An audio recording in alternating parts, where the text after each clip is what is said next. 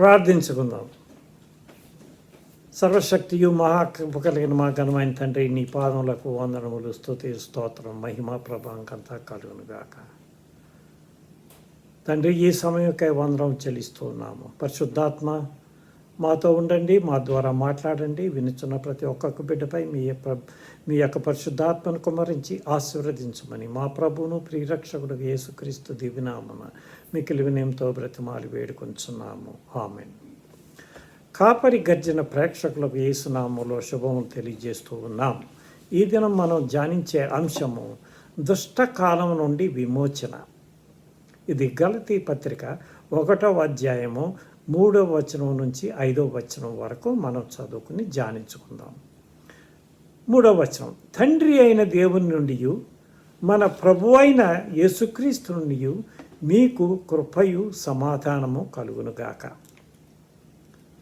4వ వచనం, మన తండ్రి అయిన దేవుని చిత్త ప్రకారము ఆయన మనలను ప్రస్తుతపు దుష్టకాలములో నుండి విమోచింపవలెనని మన పాపముల నిమిత్తము తను తాను అప్పగించుకొనెను. ఆ దేవునికి యుగ యుగములకు మహిమ కలుగును గాక. ఆమేన్. అయితే ఈ దుష్టకాలము నుండి విమోచన పౌలు ఉన్నప్పుడు ఏ విధంగా ఉంది, ఇప్పుడు ఏ విధంగా ఉంది, అది తెలుసుకుందాం. పౌలు ఉన్నప్పుడు ఈ దుష్టకాలము పౌలు కూడా జీవించాడు. ఈ దుష్టకాలము దుష్ట యుగం అనొచ్చు. పౌలు కూడా అనేక విధములైన ఆపదలు, కష్టములు, ఇబ్బందులు, చెడ్డ కార్యాలు ఇవన్నీ చూశాడు. ఇప్పుడు 100% ఎక్కువ అయింది కానీ తక్కువ అవ్వలేదు. ఈ దుష్టకాలము మరీ విపరీతంగా ఉన్నట్టు మనం కనుగొన్నాం. అయితే మన ప్రభువు మన పాపముల నిమిత్తము తన్ను తాను అప్పగించుకొనెను అని వాక్యం రాయబడి ఉంది. అంటే తన ఉచితమైన కృప మనకు అనుగ్రహిస్తూ ఉన్నాడు. ఆయన మనలను ప్రస్తుతపు దుష్టకాలములో నుండి విమోచించుకోవాలని, అంటే ఇక్కడ విమోచన అంటే సమాధానం కలిగి చేయాలని ప్రభు తలుస్తూ ఉన్నాడు. పౌలు ఎఫెసీ సంఘాన్ని హెచ్చరిస్తూ ఉన్నాడు. దినములు చెడ్డవి గనుక మీరు సమయమును పోనీయక ఉపయోగము చేసుకొంచు అజ్ఞానుల వలె కాక జ్ఞానుల వలె నడుచుకున్నట్లు జాగ్రత్తగా చూచుకొనుడి. 6వ అధ్యాయం 13వ వచనంలో అంటాడు, సర్వాంగ కవచాన్ని మనం ధరించి ఎప్పుడు సిద్ధంగా ఉండాలి. శత్రువుని ఎదిరించడానికి మనం సర్వాంగ కవచం ధరించుకోవాలి. మీరు ఆపద్దినమందు వారిని ఎదిరించుటకును సమస్తము నెరవేర్చిన వారే నిలువబొట్టకును శక్తిమంతులగునట్లు దేవుడిచ్చు సర్వాంగ కవచమును ధరించుకుండని పౌలు సంఘాన్ని హెచ్చరిస్తూ ఉన్నాడు. అయితే పౌలు కాలంలో ఏ విధంగా ఉంది, ఇప్పుడు ఏ విధంగా ఉంది? పౌలు కాలంలో జరిగిన సంఘటనలు రోమీయులకు రాసిన పత్రిక 1వ అధ్యాయము 18 నుంచి 32 వరకు దయచేసి చదవండి. నేను కొన్ని ముఖ్యమైన విషయాలు మీకు తెలియజేస్తాను. మొట్టమొదటిది, దుర్నీతి చేత సత్యమును అడ్డగించు మనుషుల యొక్క సమస్త భక్తిహీనత మీదను దుర్నీతి మీదను దేవుని కోపము పరలోకము నుండి బయలుపరుచుతున్నది. పరలోకం నుండి దేవుడు చూస్తూ ఉన్నాడు ప్రతి విషయం. ఇది బయలుపడింది. ఈ దినములో జరిగే సంఘటనలు మనం చూస్తే బహుఘోరమైన సంఘటనలు జరుగుతూ ఉన్నాయి. మనము దేవుని ఉగ్రతకు పాలై ఉన్నాం. దేవుడు ఈ ఉగ్రత నుండి తప్పించాలని కూడా తన ఉచితమైన కృపను చూపిస్తూ ఉన్నాడు. వారు దేవుని నెరిగయు ఆయనను దేవునిగా మహిమపరచట్లేదు. అది బహు విచారమైంది. వారు తమ హృదయముల దురాశలను అనుసరించి తమ శరీరమును పరస్పరము అవమానపరుచుకొనుచున్నారు. వారి హృదయాలోచనలు బహు ఘోరమైనవి. దుష్కార్యముతో పాపముతో నిండి ఉన్న హృదయాలు కలవారు. అయితే శరీర కార్యాల గురించి పౌలు గలతీ పత్రిక 5వ అధ్యాయంలో వివరించాడు. జారత్వము, అపవిత్రత, కాముకత్వము, విగ్రహారాధన, అభిచారము, ద్వేషములు, కలహములు, మత్సరములు, క్రోధములు, కక్షలు, భేదములు, విముతములు, అసూయలు, మత్తతలు, అల్లరితో కూడిన ఆటపాటలు, ఇవన్నీ శరీర కార్యాలు. ఈ శరీర కార్యాలకు మనం లోనైతే దేవుని రాజ్యములో మనకి స్థలము లేదు. పౌలు కొరింథీ సంఘానికి వ్రాస్తూ 6వ అధ్యాయంలో 9-10 వచనంలో ఈ విధంగా వ్రాస్తూ ఉన్నాడు. అన్యాయస్తులు దేవుని రాజ్యమునకు వారసులు కారు. అన్యాయస్తులు ఎక్కడ మాడితే అక్కడే ఉన్నారు. జారులు, విగ్రహారాధకులు, వ్యభిచారులు, దొంగలు, లోబులు, త్రాగుబోతులు, దూషకులు, దోచుకొని వారు దేవుని రాజ్యమునకు వారసులు కారని పౌలు హెచ్చరిస్తూ ఉన్నాడు సంఘాన్ని. ఇటువంటి కార్యాలు ఈ దినాల్లో మరీ ఎక్కువగా ఉన్నట్టు మనం చూస్తూ ఉన్నాం. అయితే యాకోబు పత్రికలో మన దేవుడు మనల్ని హెచ్చరిస్తూ ఉన్నాడు. వ్యభిచారులారా, ఈ లోక స్నేహము దేవునికి వైరమని మీరెరుగరా? కాబట్టి ఎవడు ఈ లోకముతో స్నేహము చేయగోరువాడునో వాడు దేవునికి శత్రువగును. మన దేవుడు ఈ పాపంతో నిండి ఉన్న వాడిని హెచ్చరించేది వ్యభిచారులారా అంటున్నాడు.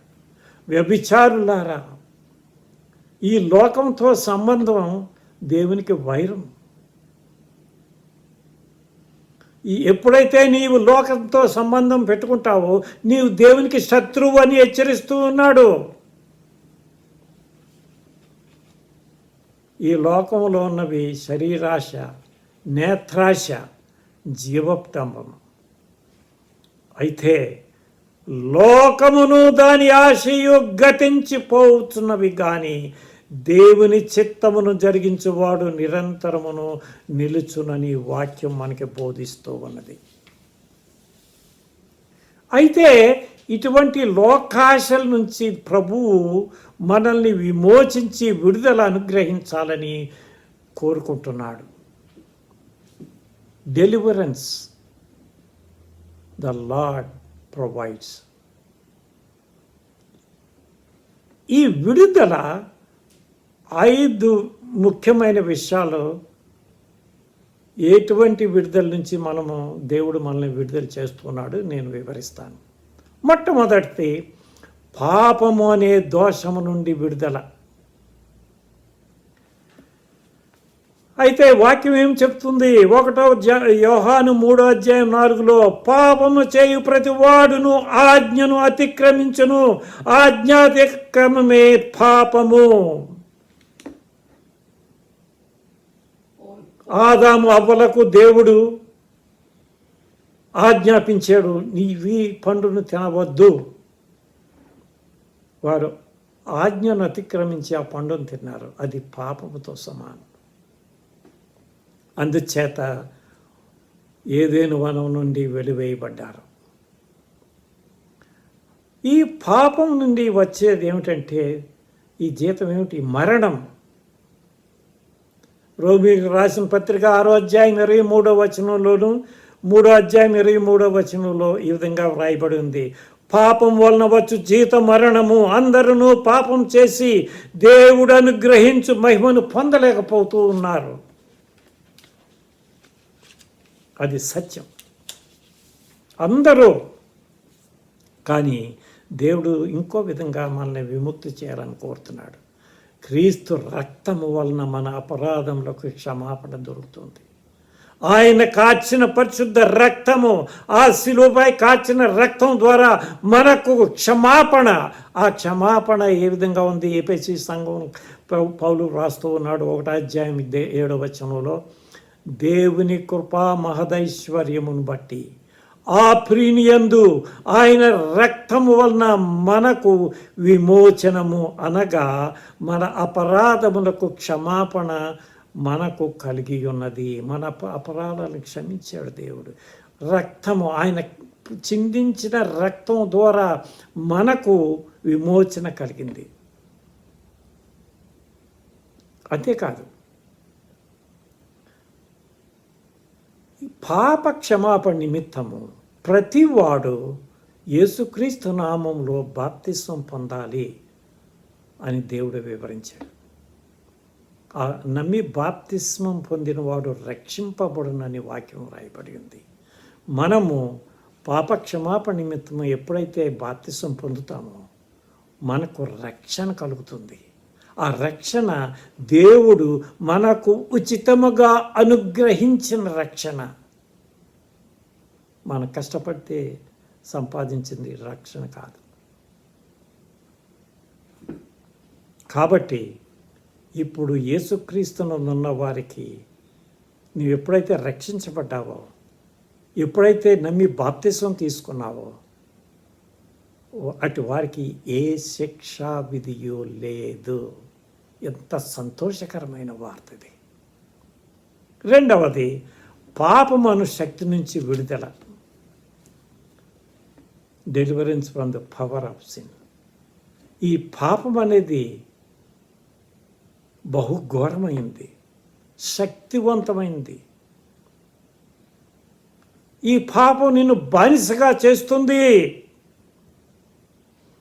పాపం చేయు ప్రతివాడు పాపమునకు దాసుడు అని వాక్యం చెప్తుంది.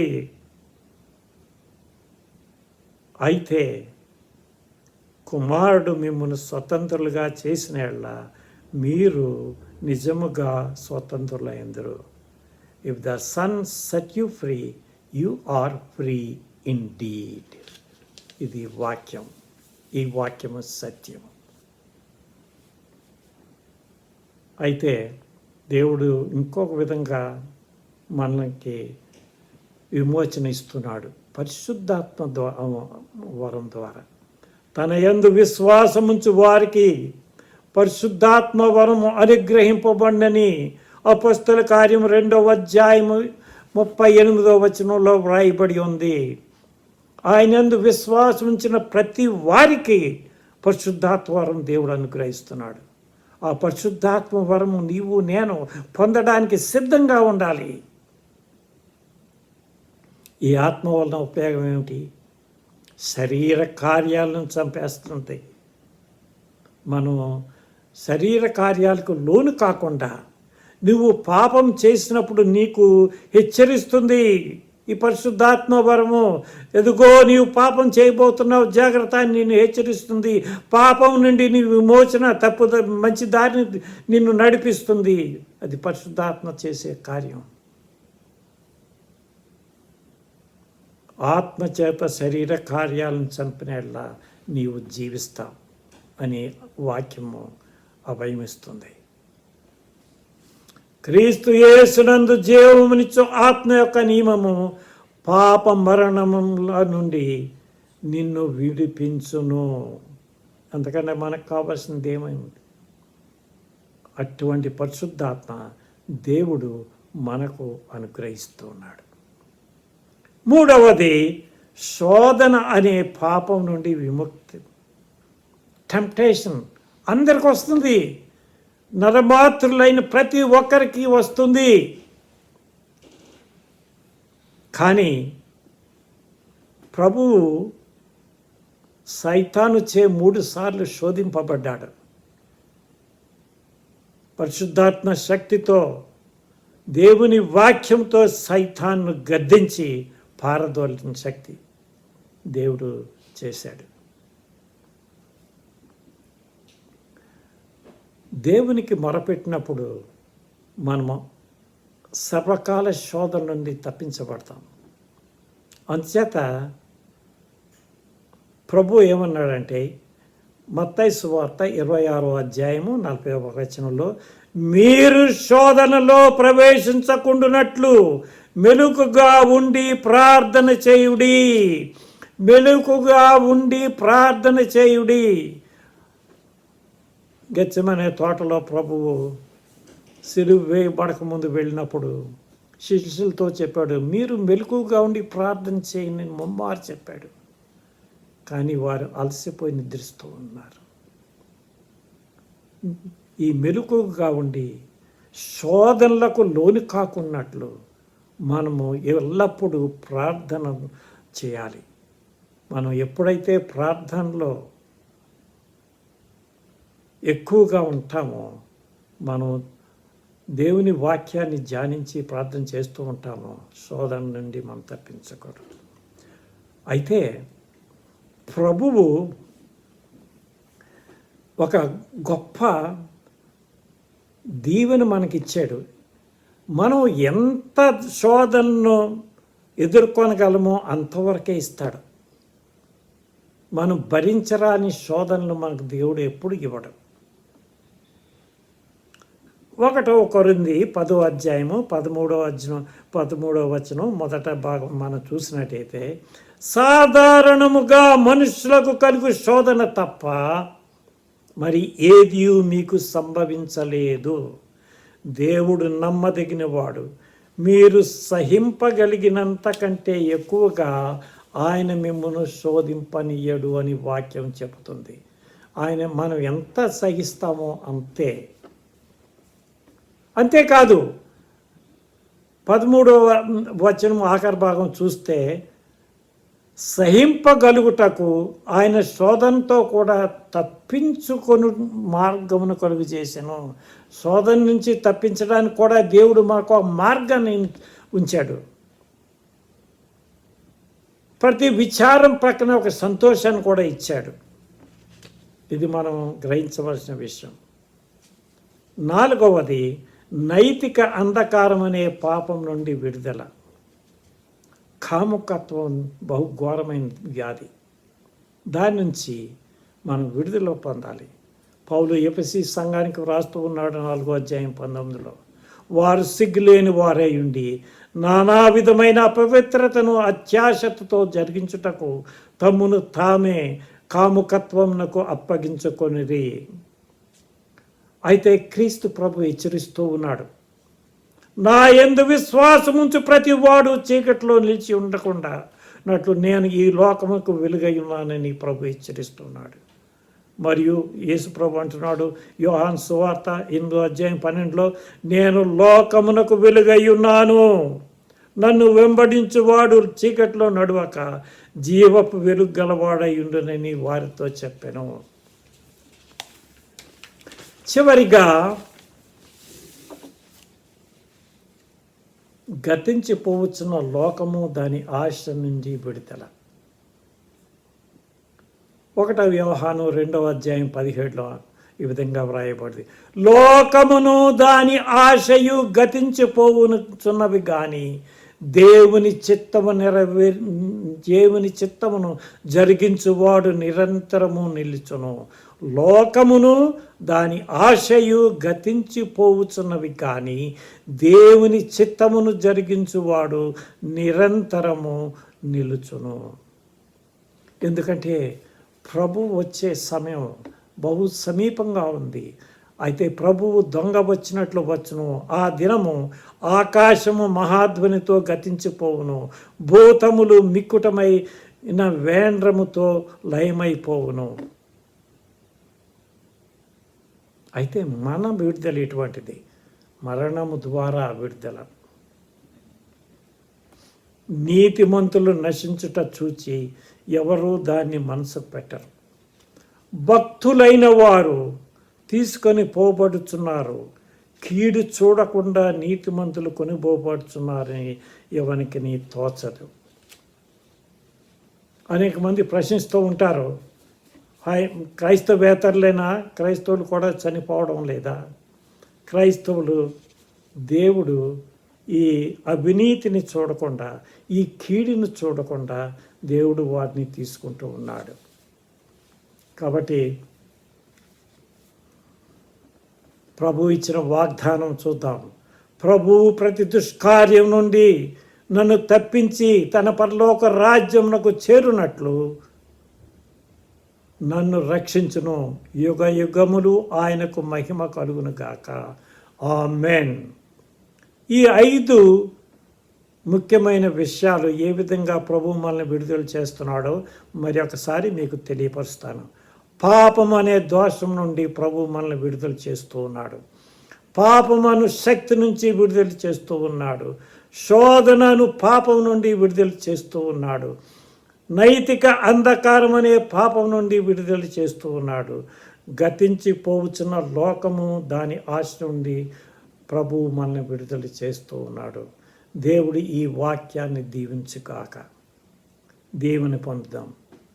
మన ప్రభు అయిన యేసుక్రీస్తు కృపయు, తండ్రి అయిన ప్రేమయు, పరిశుద్ధాత్మ యొక్క సహవాసము ఇప్పుడు ఎల్లప్పుడూ వినుచున్న ప్రతి ఒక్కరిపై ఉండునుగాక. ఆమేన్.